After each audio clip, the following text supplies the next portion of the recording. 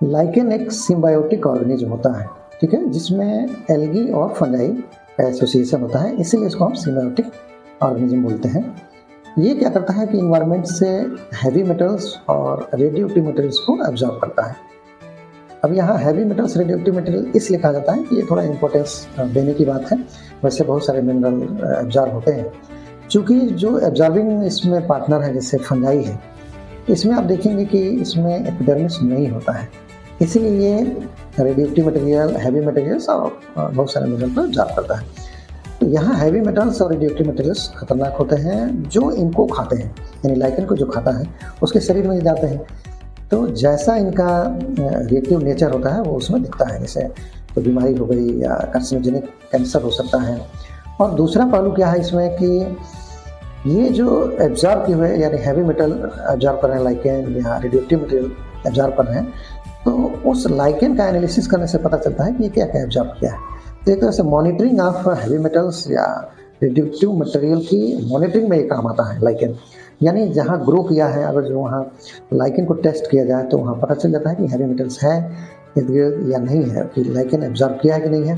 या कोई radioactive material है कि नहीं है, तो उससे पता चल जाता है। क्लियर हो गया होगा? अब ये लाइकेन में जो रेडियोएक्टिव मटेरियल एब्जॉर्ब कर रहा है या हैवी मेटल्स, तो उसके स्पीसीज टू स्पीसीज वेरी करता है। अब एक घटना है उससे पता चलता है, जैसे आप देखेंगे कि चेरनोबिल जो आपदा आई थी, जो घटना हुई थी, उसके बाद नॉर्वे में रेंडियर के मांस में, जो रेंडियर लाइकेन को बहुत पसंद से खाता है, तो उस रेंडियर के मांस में रेडियो एक्टिव मटेरियल का जो लेवल होता है वो बढ़ गया था। यानी रेडियो एक्टिव मटेरियल उसमें ज़्यादा मात्रा में दिख रहा था। उसका जब टेस्ट हुआ था तो इससे साफ पता चलता है कि जो लाइकेन होते हैं वो रेडियो एक्टिव मटेरियल को एब्जॉर्ब करते हैं, उनका शोषण करते हैं, क्योंकि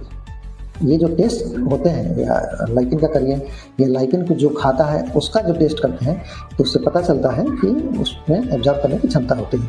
ठीक है ना, क्योंकि इसमें एपिडर्मिस जो कवक है उसमें पाया नहीं जाता है और ये कारण हो सकते हैं। तो रेंडियर ने रेडियोधर्मी पदार्थों का अवशोषित करने वाले लाइकेन को खाया था और इसलिए रेंडियर के शरीर में